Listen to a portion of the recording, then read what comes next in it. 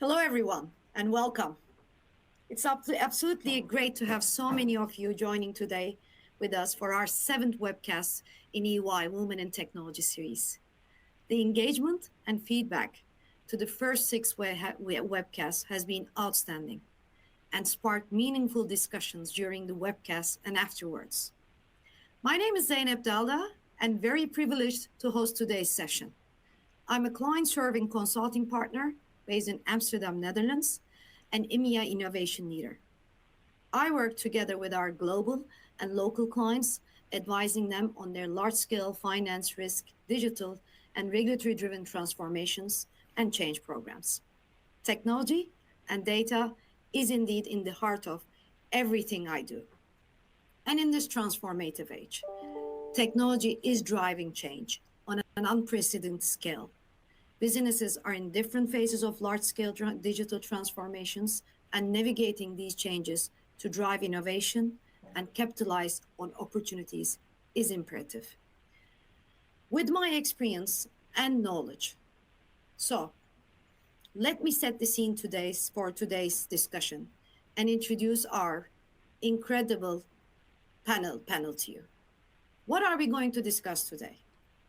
Today, we will explore the topic of how to transform your journey to leadership in three key pillars: early career, middle management, and leadership, staying on top of all and managing stakeholders. We will be hearing real experiences of our impressive leaders today with us on the webcast, addressing these three pillars, and also let me share some nice quotes from others as well from these pillars. Early career. Technology needs more women. Gender diversity brings in new voices and fresh perspective, and has even shown very tangibly that this diversity is boosting companies' financial performance. The industry is slowly changing and becoming more inclusive, and with it, it comes new opportunities and challenges for women in technology. As Jean-Angel Charlton serving as Senior Vice President and Chief Technology and Digital Officer at Merchants Fleet says. Middle management. Depending on your technical expertise, you can move to the next level through different paths. For instance, you could become a technical leader for your team or the community by being involved in technical forums and contributing to the technology community. If you're already there, polishing and improving your management skills, then this can lead you to contribute to the C-suite for sure, as what Nars Bodovan-Keytek says in her book on 15 ways to take your career to the next level.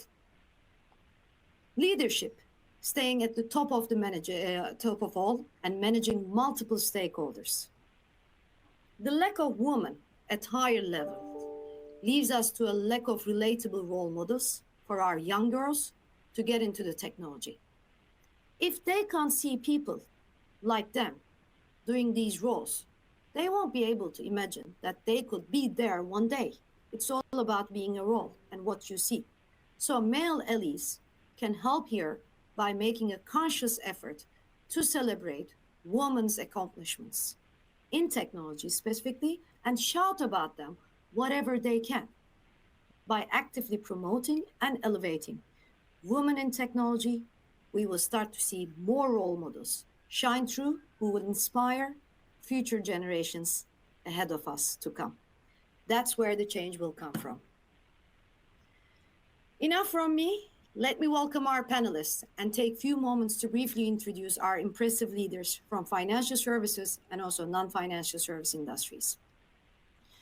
We have here with us Rachel Higham, who's Chief Information Officer at WPP.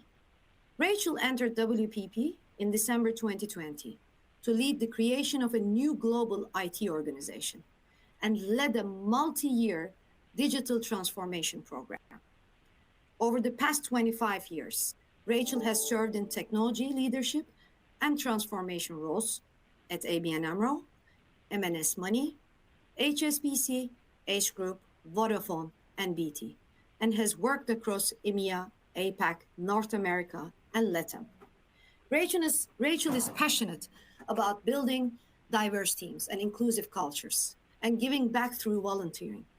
She has been named as one of the top 30 global executives driving gender equality by HE roles and one of the top inspirational leaders at last year's British LGBT Awards.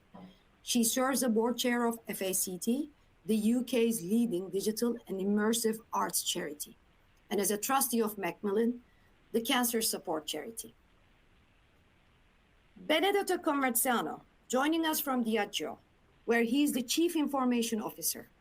He's an inspirational leader and an IT professional working in top-notch IT organizations worldwide, spanning a variety of assignments across business challenges, organizational transformations, and a cultural diversity.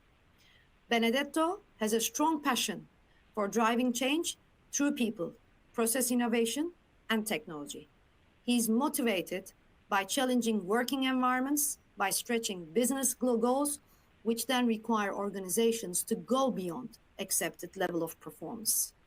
Benedetto also continues to have the privilege to be mentored and coached by very successful business leaders in the industry.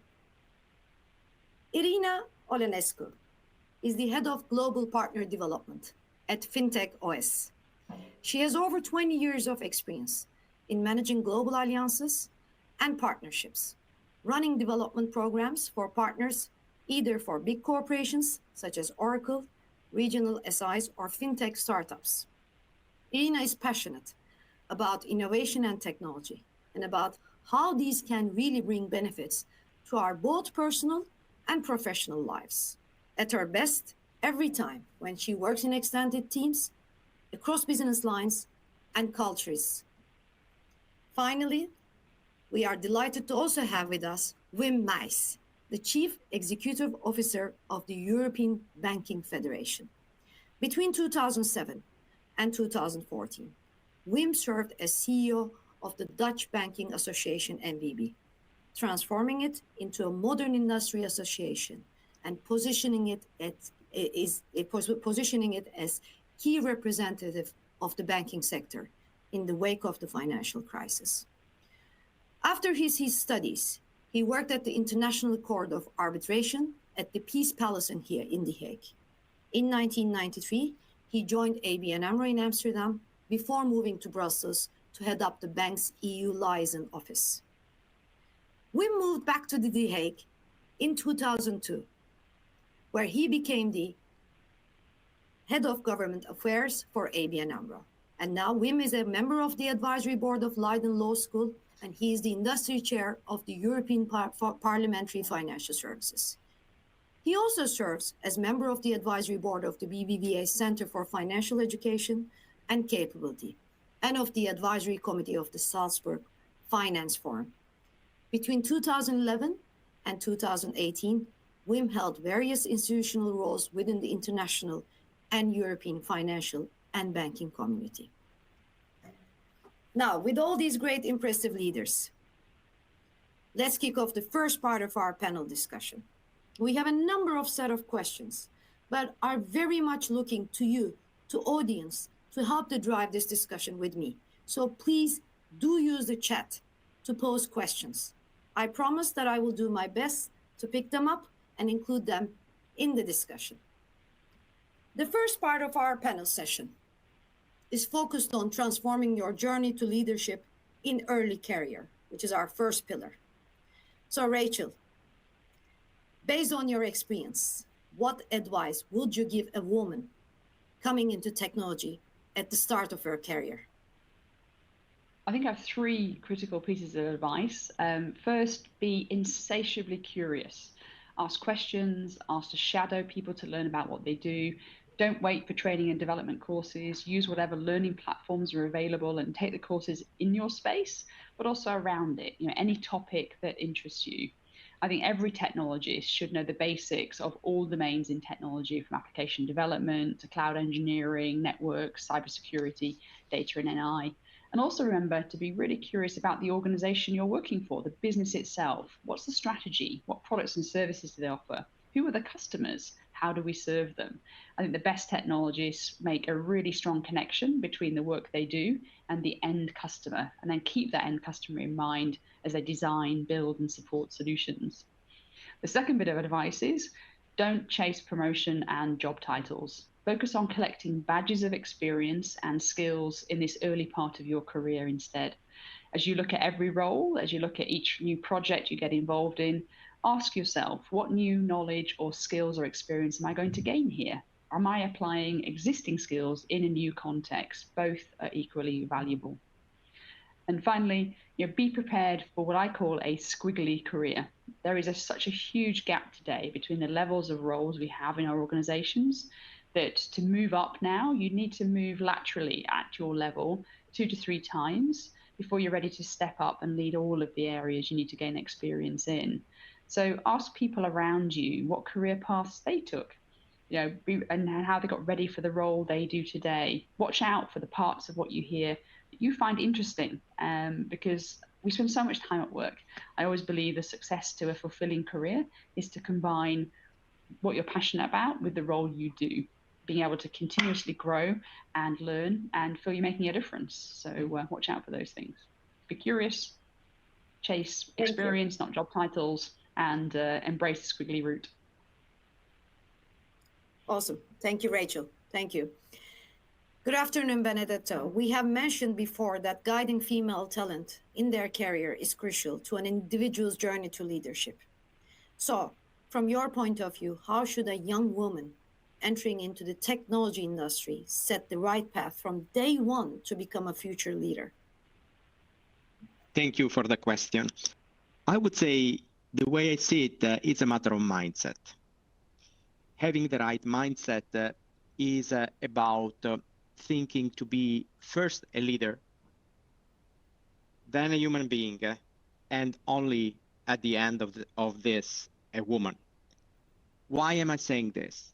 Because I don't want to undermine, of course, the importance of being a woman. But if you start your career with a mindset of because I am a woman, then I'm going to have limitation, discrimination, less opportunities, and so on, then you put yourself in a mindset of constraint. So the best type of mindset for me is like, you need to be a leader. You are a human being, and you have to prove how good you are for what you do and the results that you bring to the business. You have Perfect. all the rights to succeed, and what you bring is the diversity of your being a woman, together with all type of diversity that there are around the table of all type of genders, sexual inclination, and religion, and culture, and so on. But at the end of the day, it's about being a leader and being a human being. And then fight when there is the time to fight, but again, not bringing your gender diversity as the reason to fight, but being the fact that you are a human being as much as you have to be respected. I have to say that, sometimes I have a conversation at business where I have heard women telling to me, you are disagreeing with me because you are a woman. I think that's really, really, not having a positive mindset. Or you think my performance is not good because I am a woman. No, that's not the right argument to have. So fight, build your credibility for what you bring at the table, and not starting from a mindset of limitation and constraint. Thank you, Benedetto. Very clear. Mindset, human being, great points. Let's come to you, Irina. We have heard some interesting stories already, and we are keen to hear your views on the topic of leadership. Where do you think a person should focus in the world of technology? Do you go deep into the technology side first?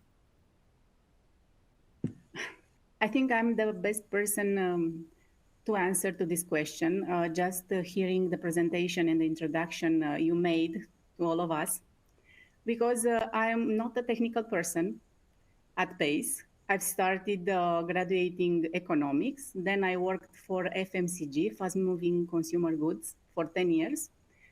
And still, I have a successful career in IT, in technology, meaning that I think I followed the right path. I have the right recipe here. And I think for that, everyone has to better understand two major or two important things. One, it is to know who they are, to better know us as future leaders, to better know what are our super skills, what when we are at the best in front of customers or doing something, what brings us enthusiasm and what makes us to work no matter how hard or how long. This is one. And the other mission in the beginning of the career, it is to focus on understanding the organization you are working for, to see how you can fit with the culture, with their objectives, how you can contribute, to not chase, as Rachel said, titles, but rather to be focused on delivering value to that company. I think this is very important. Talking about the technology and how deep you have to go, I think it's good to know your industry and your market, to know your world. And depending on type of role you are targeting or what you learn from the assessment you run about yourself and about the company, depending on the results, you have to go deeper or not. I can give an example. If you like to write code, and this is what it makes you happy, then you have to go deeper, because if you want to be a leader in that area, you have to be knowledgeable and to lead your people, coach them, support them, help them. But if you like to write code, but there are some other things that brings you joy, such planning or organization, then I think you have to be at a decent level or good level of understanding of the technology, but to be focused on adding some additional qualities, such building relationship, working with people, build trust, delegate, things like this. I think only this way, calibrating your expectations based on what you have inherited and what you have acquired through the period before, you can be successful. Thank you, Irina. Very helpful. Wim, over to you. Interesting thoughts we are now seeing also coming from the audience, but I've got one specific question.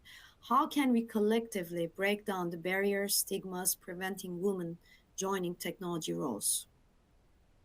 Whoa, that is indeed quite a question, and I've indeed listened to very interesting things. And from the outside, anything can be daunting. Technology can be daunting, or I had a very good mentor in the past, and as you saw in my CV, I'm a lawyer, and I never thought I would ever ended up in banking.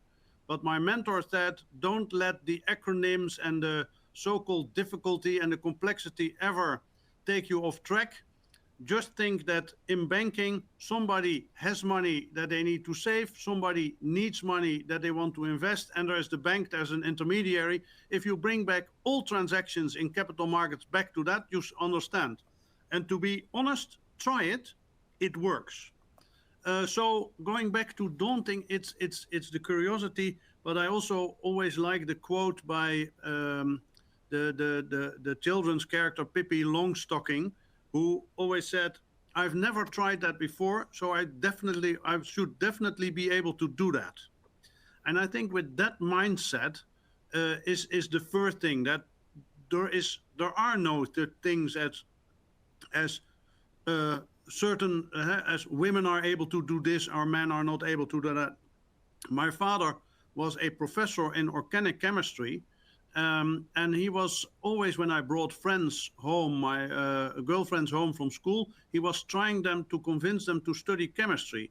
And he looked at it from a very different way, because sometimes we see math and physics and chemistry as difficult issues. But he said, no, it's actually the most romantic subject in the world, because organic chemistry is the building block of all life, which says a lot about changing your perspective, makes it less daunting.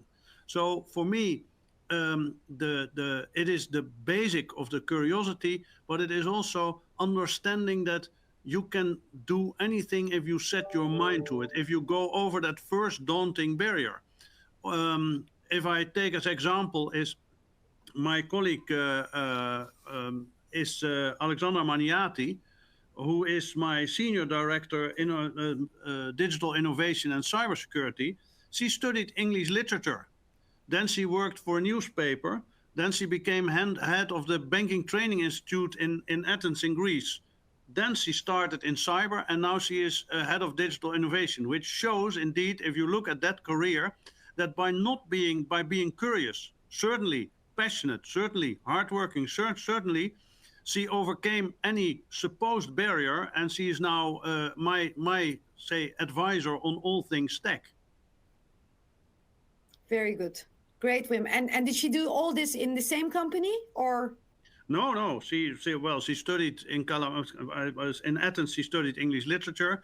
Then she worked in a newspaper in Athens, and she was the Banking Training Institute was also in Athens. And then she came to EBF because I was looking for a cybersecurity expert, and she had all the right profile, but she was not in the subject. But now she is an advisor to ENISA and the G7 on cyber. So I think she overcame barrier, and it shows again she had the absolute right mindset, the ambition, curiosity, and interest, and that worked. And for me, there are many more examples. Perfect. Well, thank you, Wim. Before I go into the second pillar, the questions on the second pillar, I want to pick up one question from the audience. And please let me know, dear panelists, who would like to pick this question up, and we can, of course, all individually chip in as well. The question is, traditionally, employees used to stay at the same organization for many years, and if not decades, whilst nowadays there is more of a trend to do job hopping every 1 to 2 years, I think which we all recognize, since staying at the same company might not allow for career progression. Yeah, anyone wants to share their opinions on these statements? How do you see this? How would you balance company loyalty versus progression? I'll pick this one because I'm very passionate. I'm happy that someone put it there. Super. I would say usually it's about balance. In the past, you had people who could stay the entire lifetime with a company. Probably in today's world would be just missing a lot of opportunities. So it's good that there are less and less of these of this situation. At the same time, I have to say that when I see a CV with people who truly jump from flowers to flower and they stay in a company around, sometimes 10 months there, 14 months there, I have a huge bias for this type of CV. I actually don't want to meet person, because what can you have really, really achieved? You may have learned something if you stay 11 months for a company, but what could you have really achieved? And if you have not achieved, you have not tried. If you have not tried, you have not really learned its theory. So I would say stay in a company as long as you see you keep learning fast. As you keep, let's say, acquiring new skill and expertise that really, really challenge you. So don't live for the sake of living, but live because you have truly, first of all, harvested the result of the time there, and then because truly you have an opportunity that you wouldn't have in the same company. That's my advice. I fully agree. Thank you so much, Benedetto. Let's move on to the second round of our questions on our second pillar, which is the middle management leader. It's exploring the journey to leadership in middle management positions. Rachel, would like to start with you again and would very much welcome your perspectives. Which leadership techniques would you suggest to people in the middle management to differentiate themselves and be seen as the next leader? just such an important phase of your career, isn't it? I think first of all, build a really strong support structure around you. No one gets to where they're aiming for without help. So think about how you might use a mentor, a coach, and a sponsor to help you. Network outside of your team and even outside of your company to learn what others are doing, see how they approach the challenges you're facing, and get support. I've had a series of mentors from the age of 21. I have 2 right now working with me on different topics, and I spend an hour a week with my coach without fail. They're invaluable as a sounding board. They help me test and explore ideas or challenges with a really fresh perspective and plan a way forward. I think secondly, if you're in the middle management layer, you're already a role model. You're a woman in technology who's already progressing. So start to be a mentor yourself, start to give back, embrace the idea that you can be a role model and you can share your experience and learning with colleagues who are more junior than you. Be known as a connector. This one, I think, really gets you noticed and really helps you differentiate yourself from your colleagues around you. Bring new ideas into your organization from outside by going meeting with supply partners, attending conferences, coming on panels like this. But then remember to share what you've learned generously back into the organization. Volunteer to lead initiatives outside of your direct role. These are the things that will get you noticed. And finally, don't forget to signal what you want to do next. Don't keep that inside yourself. Don't wait for somebody else to tell you and decide what your next career step would be. Take control. Tell your manager, tell their peers, tell their manager what you'd love to do next and why you'd be great at it. You might miss out on an opportunity just because somebody doesn't realize that's what you'd love to do. Rachel, super inspiring. I loved it. Take control. It's such an important word and a statement. You have to be the ownership of your own self, whatever it takes. Absolutely agree. No one else can do it for you. Exactly. That's the ground rule, right? Absolutely. Wim, want to come back to you. Get your thoughts on how would you build and nurture a positive organizational culture which actually facilitates your role as an impactful leader? I've learned very early in my career, actually, when I started middle management and I was allowed to, for the first time, form my own team in the legal department, what the impact can be. And I was rather naive on this. I was allowed first to hire, for the first time, I was allowed to hire a lawyer. And I will never get this story, because the applicant was a woman who was, in my view, overqualified, because she had been for almost 10 years in one of the top law firms of Europe. And she came to me and she wanted this job. And going on in the conversation, I asked her, why do you want this job? Because I was very simple. I had young children myself. So she asked me first about, when do you start? When do I end? And I said, well, I'm flexible. It's about result. And then she told me the story that she had worked for 9 years for this law firm. And the year before, last year, the partner had said that he would suggest that she become partner herself after 9 years bringing in company profits. And now she said, I am now applying to this job, but I tell you, I'm pregnant. And I left my company because I announced to my boss that I was pregnant. And he said to me, well, congratulations, but let's then shelve a little bit this partnership because you have different priorities now. And she said, I was so angry that I literally quit the next day. And I realized that by creating an atmosphere, working with her, I learned from her, because she was a top lawyer. And by creating the atmosphere of having a little bit more flexibility and behaving normal, in the end, I got 5 women from large European firms. So suddenly my team was the best legal team in the whole in the whole company, by accident. Now, for me, that was an important management lesson. How do you foster this? How do you create a role model? Is that you indeed, it is, as a leader yourself, you need to make sure that there is opportunity, that there is the ability, but you also need to create in the sub leaders that there are role models who constantly scout, check, and coach potential new leaders.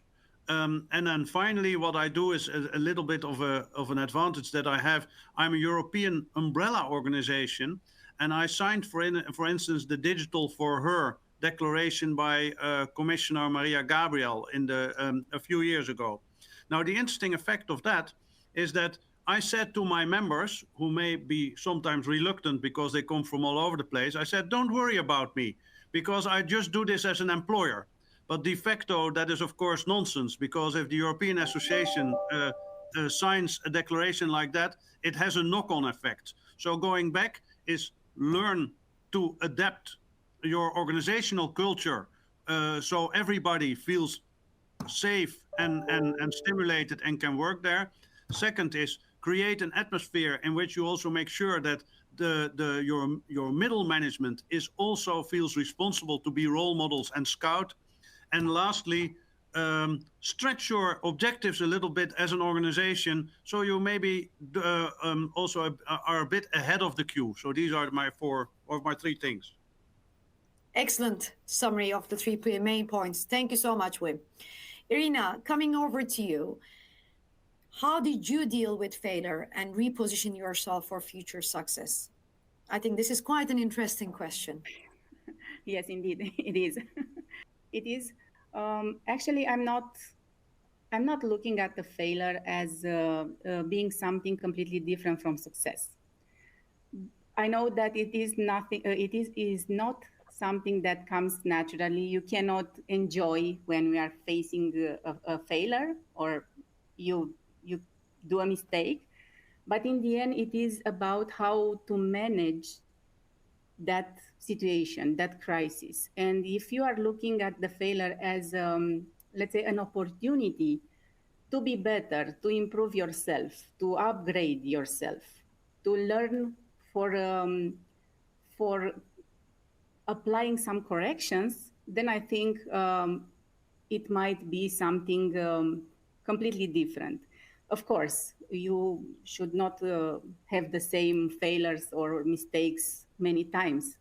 But indeed, if you are applying the right method of management of the failure, and you transform the failure in a lesson to be learned, and if you are honest when you are running the evaluation, then I think it can be managed. And I think it is our role as more senior people, managers of some young teams, to help them, to encourage them to try, but to be aside to help them to manage properly the situation. And if we provide the right support for evaluating the reasons behind the failure, and if we we succeed actually to transform this in lessons to be learned and in improvement plans for them, I think it is the best way of dealing with this kind of situations. Of course, there are people more, let's say, with risk aversion, more cautious, that don't like to get into this kind of situations. But I think it is the way to challenge yourself. And if you, as I said, if managed correctly, then it can be, let's say, switched from something negative to something with some positive aspects. Fully agree, Irina, and I really loved how you started. Failure is probably maybe a beginning of a success if you use it in the right way, if you quickly turn into a lessons learned and make advantage of it. And also from an innovation perspective, this is what we're saying, right? The methodology is about give the possibility to fail, learn from it, and then innovate. That's how you do it. But I think there's one more important there is the fear culture. Because sometimes we see the fear culture sort of having that being scared of failing. But I think it's also our task as leaders to have people to be able to speak out and also have the ability to fail, give them the space to fail. And I think there might be an important aspect to be mentioned here. It is the type of the company, because if we are looking at big corporations, then the risk of failing, it is less because they have already a structure, they have processes, they have control That's correct. rules. So it's quite difficult to fail, or at least to have a big failure. However, it is also hard to innovate or to change something. That So balance is very important. exactly. So it has to be a balance. While in small companies, they are more flexible, more open to changes, and then they are more exposed to some failures. Yeah. So it Exactly. has to be a Thank you, balance. Irina. I do agree. Thank you, Irina. But mindset is also definitely important there. Benedetto, over to you, please. How can you stay relevant as disruptive technologies continue to emerge quicker and quicker? That's a great question, because it also helps me to challenge a little bit what we hear every day in terms of disruptive technology, which I would rather classify as a lot of hypes than really disruptive technology. I've heard someone recently, I was at the generative AI roundtable, who said generative AI is definitely disruptive, and the previous disruptive technology of this type was the internet 30 years ago. So what does it mean? And I really loved what he said, because it really repositions a little bit all the let's say non-constructive communication that sometimes happens in the world of technology in terms of shooting hypes. Last year, if you were not on metaverse, well, what are you doing? And this year, nobody talks about metaverse, right? So what am I saying here? It's good to be informed. It is less productive to pretend to follow every hypes, because I always saw technology as a mean to the end and not really the final purpose. When you are, let's say, when you start to advance in your career, and actually is always true, even at the beginning and even more at the end. But I would say the essence of people who work in technology is really to resolve business problems. And this is where the added value of the leader is we are people who should have the most holistic view of where the company is going and what are the business processes that can introduce productivity, that can be elevated at a higher level of effectiveness, better capability, and then do the work of reverse engineering to go and find, right, so if this is the business problem, which technology is best useful to solve the business problem? That would be my my advice to manage this. Great advice. Thank you very much, Benedetto. With that, let me move on to the third pillar, being the leadership. It's all about leadership, staying at the top and managing multiple stakeholders. This is quite an important one. Maybe, Irina, I'll come back to you again. As a leader, I could imagine covering a top position and keeping satisfied of a variety of stakeholders. It's a continuous ride in your experience. So how do women in technology specifically make their mark at top positions across the C-suite? I think we have to be all the time authentic, not to chase any people or other people's satisfaction, but rather to remain focused on what you have to deliver. No matter it is about C-level or some executives you are working with, no matter it is you are an woman or a technical person or not, I think you have just to be authentic, to stay focused, to be reliable, to know what is your role and what are your strengths and how you can best deliver. And I think people will love and will appreciate. It's just about being yourself at your best, how I like to say. It's simple like that. I mean, I've been in different kind of teams. I've been part of a board with a lot of men, of course, being in technology. This is our reality. But I was also working with executives.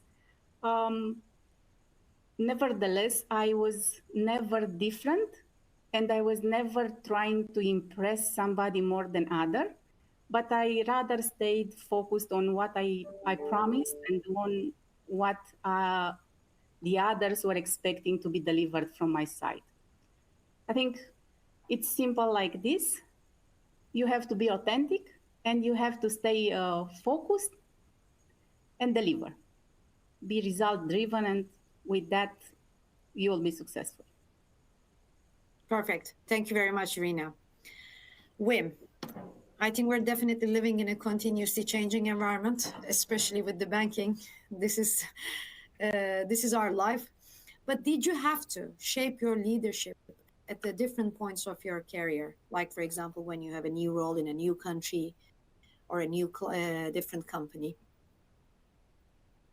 Absolutely. I think that one of the core parts of leadership, and certainly C-level leadership, is that you constantly change, that you make sure that there are trusted people around you that coach you, but also that you take care of self-reflection, and you constantly ask how you can be most effective. And there are indeed immense changes. As I said, I started with leading specialists. And if you lead specialists, and I'm grateful actually for ABN AMRO, but also for INSEAD and the training, the leadership training that I have, because that makes it much easier. And I would indeed, if you have the chance, any self-develop, any personal development and leadership training helps, because then you can better analyze how you react in a certain situation. So my feeling is when I started leading for specialists will always test you if you are on their par. So you need to be quite good in one of their topics, otherwise they won't accept your authority. But then as you grow further and you become a leader, you need to be able to let go of files, although everybody recognize the feeling, if I did it, it would be over in 5 minutes, and why does it take so long? This is the wrong feeling, because you're responsible for strategy, culture, and putting a point on the horizon and getting the right group, but also convincing the group to go to that point on the horizon. So that is a big change. Then intercultural, we have 60 nationalities in my company, and that you see, and that for me is a beautiful lesson, that effectiveness changes a lot per country. For me, there was a big change from the Netherlands to Belgium, for instance, when I'm now employer in Belgium. In the Netherlands, there is a lot of democratic leadership, and the Dutch, interestingly, also like to talk a lot. So the Dutch tend also to go to a meeting thinking that you actually decide there. When you move to Belgium, and this is a story that has been told a lot of time, but it is actually, I found it was true as well, they expect the boss to be the boss. So if you do democratic leadership and you don't take a decision, you're seen as indecisive. So they really expect you to be much more concrete in what you expect. That's one part. And secondly, is you go to a meeting to acknowledge the decision that was made outside of the meeting, which sometimes leads to hilarious Belgium-Dutch misunderstandings. So yes, you need to adapt constantly. You need to also have a lot of self-reflection, and you need to, it is really lonely at the top, so you need to make sure that there are people around you that know you and coach you, because you can never do it alone. Excellent, with great examples. Thank you, Wim. Benedetto, I understand you're very focused also, I mean, obviously very passionate and focused on this agenda and driving the change. So, but also specifically in your company, how are you promoting women in technology at Diageo? Yeah. So first of all, maybe I spend 2 words about Diageo, because it is a company that is not very known for his name, but I hope most of the people in the call know our brands. from Guinness, the beer, our most important beer, to Johnny Walker, Baileys, Tanqueray.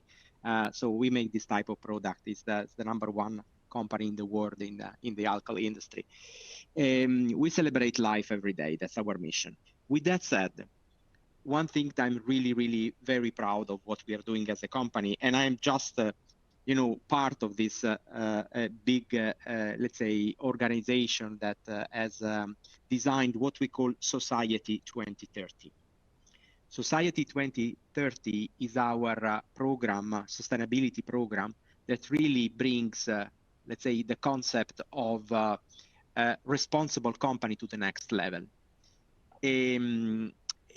As part, one of the key initiatives that we have been doing in order to achieve very, very challenging goals in the to be responsible, let's say, a responsible company, not only in the area of sustainability, but also in social responsibility, is the fact that we have established an education program in partnership with a very important academic institution in the UK.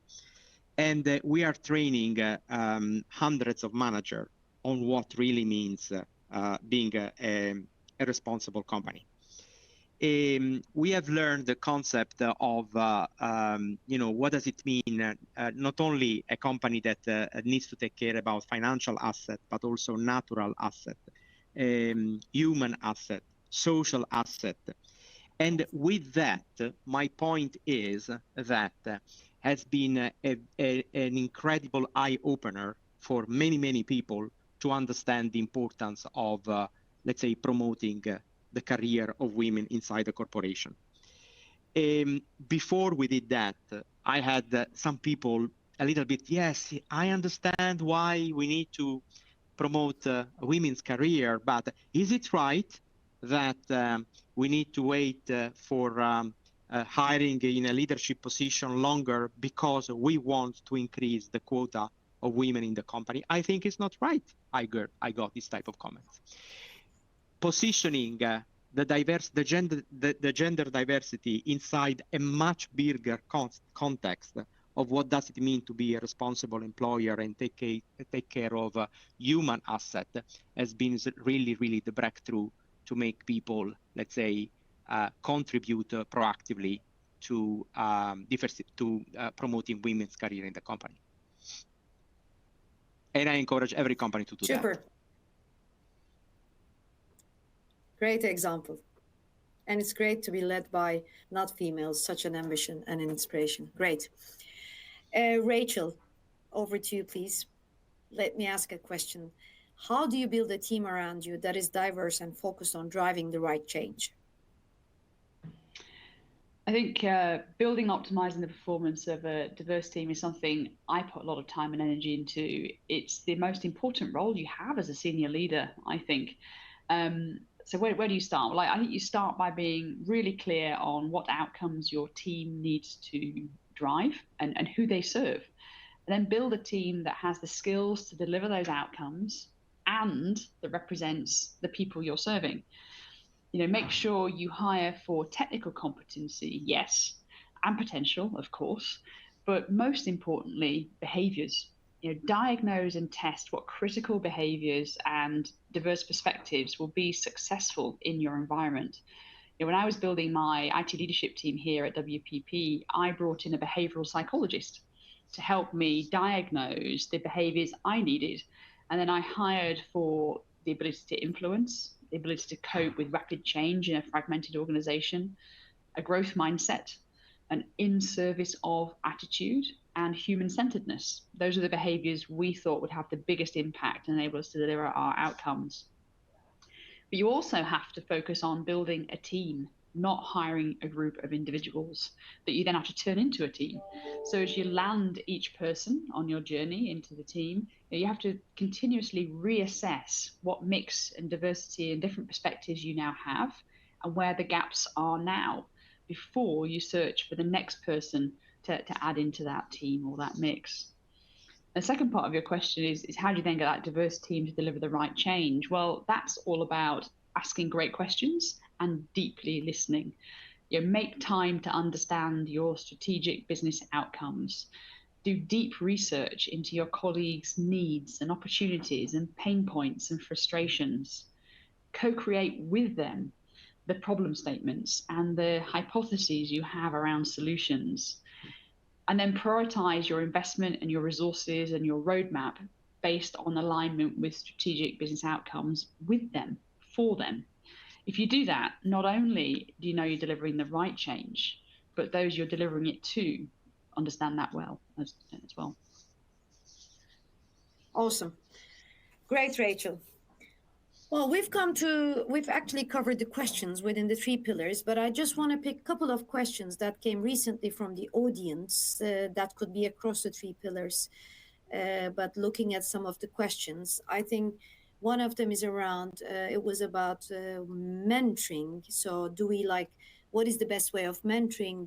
Should we go for an internal mentor? Should we go for an external mentor? Or do you think that it's a mix of internal and an external? Any of you would like to comment on this? I'd like to start on that. I'm sorry. You're both at the yes, me too. Please. Yeah, I'd love to comment on that one.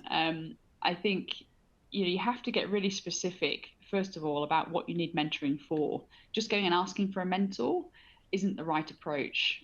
What topic do you need insight on or a new perspective on? One of my mentors now, for example, is helping me deeply understand the media industry because I'm new to this industry, but I was very specific about finding somebody who'd spent their entire career in this industry and can give me deep insight. If I just asked for any mentor, I wouldn't necessarily have got that support that I needed. I think also look around you for people who inspire you and lead the way you would love to lead, because you have to have a chemistry, you have to have a fit, and it's best to be advised by somebody you could see yourself becoming or leading like, rather than somebody who's got a very different approach that you'll never be able to emulate and be successful in doing so. So it doesn't really matter for me whether it's internal or external. It's more about, can that individual help you with a specific issue you'd like support on? Are they a great chemistry fit? Do they have the same values and same approaches and same sort of leadership ingredients that you'd like to emulate? Yeah, awesome. I have the Great, same. Rachel. Wim, please, yeah. No, so I had partly the same thing. It's basically about trust and inspiration. So internal, external is not the biggest question. I've been lucky. I've had a number of great bosses, but I've also got outside of the company, indeed, people that inspired me and challenged me. And I've always been amazed throughout my life about the kindness and amount of time that these people would give to me. And I've in a sense always remember that and try to give that back to a younger generation, that these were busy people, but they were inspirational, and they would always make time if they believed in you. So for me, if you see inspiring people and you have a mutual understanding of trust, then that is the way to go. And they can indeed go from all sides, but unless you specifically want to be as going in a direction, but broader is also interesting. They're based on trust. Fully agree. Thank you so much, Wim. Let me pick another question. If you, I see that it's very. I think it's one of the questions that I hear a lot, also not on the webcast, but also across the day to day, especially during the last years during the pandemic. We have all experienced new ways of working. So, how did you manage to explore these new ways of working and finding the right balance within your team to find the best compromise and to get best results of it in the new way of working? Anyone wants to pick this question? Otherwise, I can volunteer myself to share my experience. I can try. I can try perfect. before you, but sure, please go ahead. You have to share your experience too. I think even Wim mentioned something before. You have to be flexible and open to any kind of change if you are assessing the people from your team, because what makes happy one can't make sad the other or make get frustrated. So you have to find the right balance in managing them in terms of freedom or way of providing the work. However, all the time for them it has to be clear what are their goals, and I think management by objectives might help in this situation. However, still, it has to be a balance because they have to meet sometime and to be conscious that they are part of the same team, although they get, let's say, different environment. This is from my experience. No, that's a great experience. And Irina, in my experience, I'm trying to, as you said it rightly, I'm trying to also a little bit get out of my comfort zone. And it also helps me to do the same as we always do, get all of us in a one room and work together. Well, then what I'm trying to do right now is looking at the different engagements, the projects that I have, depending on the projects, depending on the type of people I need within the project. So all of us may not necessarily, sometimes if we're talking about setting a structure, vision, strategy around that engagement, then it makes sense we come together. If we are doing a bit of a very structured, already like a driven by a template, a delivery, then it makes sense that they are doing it outside of this. So it's an ad hoc balancing that I would say from my point of view. Thank you. Well, I think we're coming towards the end of our webcast. And before I close the session, can I please kindly hear from all of you on your top tips on how to transform the journey to leadership across the 3 pillars that we went into the details right now? Rachel, let me hear your top tips, please. My top tip. I think it comes back to managing your career like your most important project. Take control. Your career isn't something that happens to you, that other people do for you once they notice you're doing a great job. You have to be really clear on your own strengths and weaknesses, the skills and experiences you're collecting along the way, and you have to signal what you're doing, what you're gaining, and where you'd like to go next. Super. Thank you. Benedetto. Career is a marathon. Endurance is what you have to develop. Absolutely. I heard this 20 years ago from my counselor, and seems like this is still the case. Absolutely agree. It's a marathon. Irina. For me, I think it is the most important thing to be happy, to find the balance between working and doing what you like to do. I was tempted looking behind to see that I was lucky to do the right jobs or to get the right jobs and do what I liked to do. I think now, after many years, I think it was a decision I made at that time by knowing very well what I can, what I'm looking after, what it is, as Rachel said, what is my plan, and I was trying to put myself in the right position in order to be happy and to deliver easily. Because even if you are in a struggle, if you are in the right place with the right people, then everything looks easier and simpler. Thank you. Thank you, Irina. Wim. For me, it starts with passion and wide interest. You need to indeed not only do what you like, but also make sure that it's somehow connected to your career. I was always passionate about Europe, and yes, I may have ended up in banking, but look where I am, in Europe, working on European things. So that's the first one. The second is indeed role models, people that you admire, that you trust, that give you feedback, are essential at any level. And then the third one is be honest about your skills, and to develop that kind of self-reflection, ask pretty early in your career to go to personal development courses, because early in your career you get lots of vocational training. People will easily send you to something to be better in your job, but they will not easily send you to a course where you can be better in yourself, if I say it. And for me, that has been very helpful to develop the skills to do more self-reflection and consequently be better and more successful. Thank you so much. Thank you very much. It's been great summary. Thank you again for attending, and Rachel, Benedetto, Irina, and Wim for a fascinating discussion. Thank you to all our participants. Thank you to all our clients for being with us and sharing also your questions and your interactivity. The replay we will email to all the attendees in the next couple of days. And also please watch out for Illustrator's impression on LinkedIn that will summarize some of the key points of the discussion in a visual format with our, of course, panelists' top tips that you just all have heard. And it will be also massively helpful if you could also wait a little bit more after this session for the survey pop-up after the call and provide feedback, including suggestions on future topics for this webcast series. And our next webcast in the series will be held in October, so please keep an eye out for the date. Thank you very much, everyone else. Have a great day. Thank you, Zeynep. Thanks, everyone. Bye. Bye-bye.